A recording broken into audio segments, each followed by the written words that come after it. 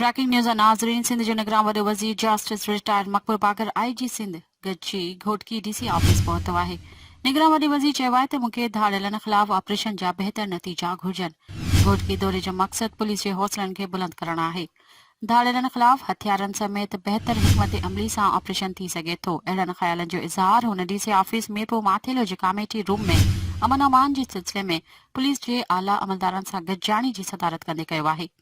गॾिजाणी में निगरान घरू वज़ीर brigadier retired Haris Nawaz, IG Sindh Rafat Mukhtar, DIG Sukkur Abdul Hameed Khoso, DC Ghotki Agha Sher Jama समेत घोटकी सखर शिकारपुर खैरपुर ऐं कंधकोट जे SSP शिरकत कई।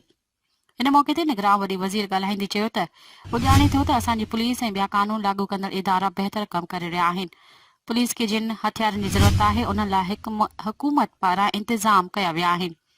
कुझु ॾोहारियुनि पूरे सूबे जी बदनामी जो सबबु बणिजनि था, इन करे संदन ख़िलाफ़ ऑपरेशन जा नतीजा घुर्जनि। इन मौक़े ते IG सिंध रफ़त मुख्तार निगरान वॾे वज़ीर खे ब्रीफिंग ॾींदे ॿुधायो त ऑपरेशन खे जारी रखण लाइ 240 मिलियन जी ज़रूरत आहे। मुक़रर एहलकारनि जी खाद खुराक ते माहवार 1.5 करोड़ ख़र्च अचे थो। हिते ट्रैप ते हरकण खे रोकण लाइ जियो फेंसिंग जा क़दम खणो पिया। हनी ट्रैप वारे रस्तनि ते 42 पुलिस चौकियूं क़ाइमु कई वयूं आहिनि। कश्मीर में 210 पुलिस चौकियुनि ते 1680 पुलिस एहलकार मुक़रर आहिनि। कश्मीर ऐं शिकारपुर में 15 बेस कैंपुनि ते 750 पुलिस एहलकार मुक़रर आहिनि। शिकारपुर कश्मीर जे कचे वारे इलाइक़नि में 14 गैंग कमु कनि पियूं। अगवा में मुलविस भंगवार ऐं तिगाड़ी गैंग जो ख़ात्मो सिंध पुलिस जी तरजीह आहे। ऑपरेशन खे कामयाब करण लाइ मज़बूत हिकमत अमली ठाही आहे।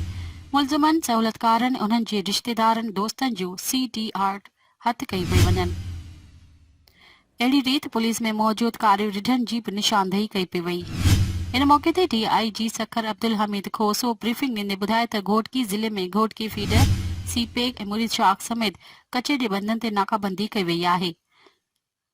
जागरानी गैंग ते 2 बेस कैंपूं ऐं शर गैंग ते इलाइक़े में 3 बेस कैंपूं क़ाइमु कई वयूं आहिनि। 102 पुलिस चौकियूं क़ाइमु आहिनि। हर हिकु चौकीअ ते 8 पुलिस एहलकार मुक़रर आहिनि।